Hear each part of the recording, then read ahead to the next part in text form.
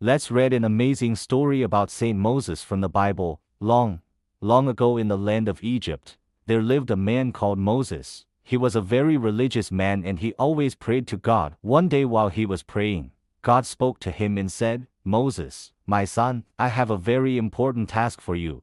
You will lead my people, the Israelites, out of slavery in Egypt and into the promised land." Moses was very surprised. He asked God, "What, me?" "But God, I am just a simple man.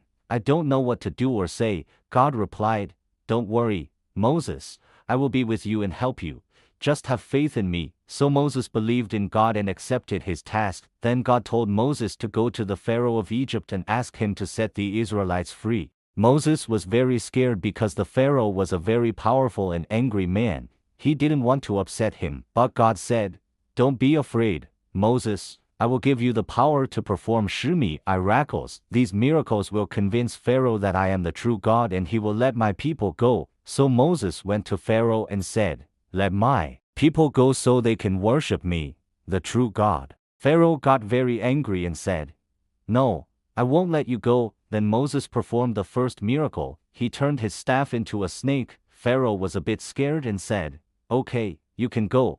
But let my people stay here and work for me." So Moses said, "No, I want all of God's people to be free." Then Moses did even greater miracles. He made rivers turn into blood, frogs jump onto the ground, and even made it rain. But Pharaoh was still very stubborn. He didn't want to let the Israelites go. So God himself became very angry. He sent thunder and lightning and a terrible hailstorm. It was so bad that Pharaoh had to hide in a cave. Finally, Pharaoh was scared and said, Okay, you can go. Please make the horrible storm stop." And finally, after 400 years of slavery, the Israelites were free.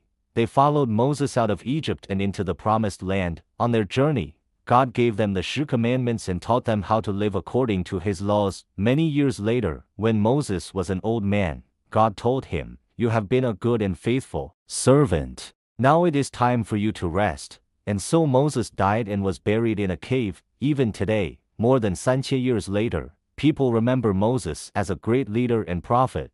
They tell his story to inspire people to believe in God and to be kind and helpful to others. The end.